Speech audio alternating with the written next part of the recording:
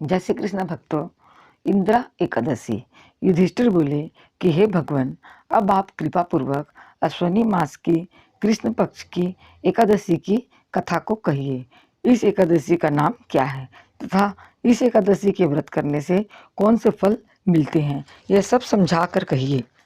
इस पर श्री कृष्ण भगवान बोले कि हे राजन, अश्विनी मास के कृष्ण पक्ष की एकादशी का नाम इंदिरा है। इस एकादशी के व्रत करने से समस्त पाप नष्ट हो जाते हैं। इस व्रत के करने से नरक में गए हुए पितरों का उद्धार हो जाता है। हे राजन, इस एकादशी की कथा के सुनने मात्र से ही वाजपेयी यज्ञ का फल मिलता है। प्राचीन सतयुग में महिष्मती नाम की नगरी में इंद्रसेन नाम का एक प्रतापी राजा राज्य करता था।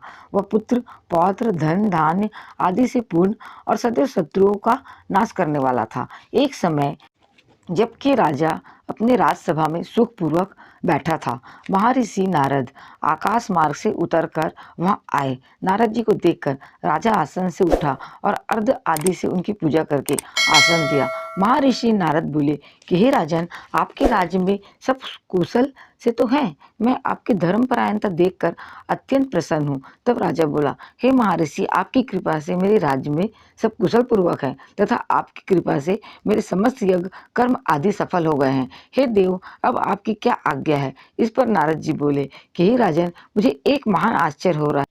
जब मैं ब्रह्मलोक से यमलोक गया, उस समय यमराज की सभा के मध्य में तुम्हारे पिता को बैठे देखा। तुम्हारे पिता महान ज्ञानी, दानी तथा धर्मात्मा था। वह एकादशी के व्रत के बिगड़ जाने से यमलोक को गया है। तुम्हारे पिता ने मुझसे तुम्हारे लिए एक समाचार भेजा है कि आप मेरे पुत्र के पास जाएं। मेरे पुत्र का नाम इंद्रसेन है, जो कि महिष्मती नाम की नगरी में राज्य करता है।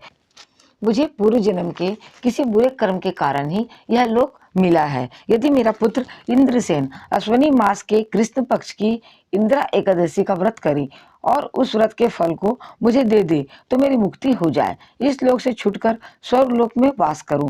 जब राजा ने महर्षि नारद जी से पिता के ऐसे दुखपूर्ण वाक्यों को सुना तो उसे महान दुख हुआ और इंदिरा एकादशी के व्रत की विधि पूछने लगा कि नारद जी, अब आप मुझे इस एकादशी के व्रत की विधि बतलाइए। इस पर नारद जी बोले कि हे राजन, अश्विनी मास के कृष्ण पक्ष की दशमी के दिन प्रातः काल श्रद्धा सहित स्नान करना चाहिए। इसके पश्चात दोपहर को भी स्नान करना चाहिए। उस समय जल से निकलकर श्रद्धा पूर्वक पितरों का श्राद्ध करें और उस दिन एक समय भोजन करें और रात्रि को पृथ्वी पर शयन करें।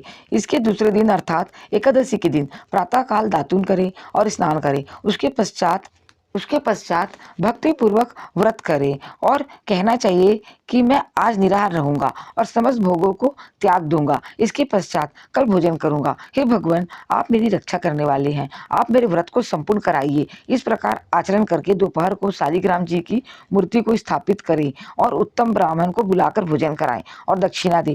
भोजन में से कुछ हिस्से को गौ को दें और विष्णु भगवान की धूप, दीप, नैवेद्य आदि से पूजा करें और रात्रि को जागरण करें। इसके उपरांत मौन होकर द्वादशी के दिन बंधु बांधव सहित भोजन करें। हे राजन, यह इंदिरा एकादशी के व्रत की विधि है। हे राजन, यदि तुम आलस रहित होकर इस एकादशी के व्रत को करोगे तो तुम्हारे पिताजी अवश्य स्वर्ग में जाएंगे। महर्षि नारद राजा को सब उपदेश देकर अंतर्ध्यान हो गए। राजा ने इंदिरा एकादशी के आने पर उसका विधि पूर्वक व्रत किया। बंधु बांधव सहित इस व्रत के करने से आकाश से पुष्पों की वर्षा हुई और राजा का पिता यमलोक से रथ पर चढ़कर स्वर्ग को गया। राजा इंद्रसेन भी इस एकादशी के प्रभाव से इस लोक में सुख भोग कर अंत में स्वर्ग लोक को गया। श्री कृष्ण भगवान कहने लगे कि हे धर्मराज युधिष्ठिर, यह मैंने तुम्हारे सामने इंदिरा एकादशी का महत्व वर्णन किया है।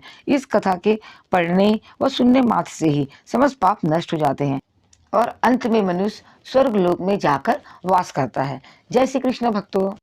प्यारे भक्तों, यदि आपको हमारी कथा अच्छी लगी हो तो लाइक, शेयर और सब्सक्राइब जरूर करिए।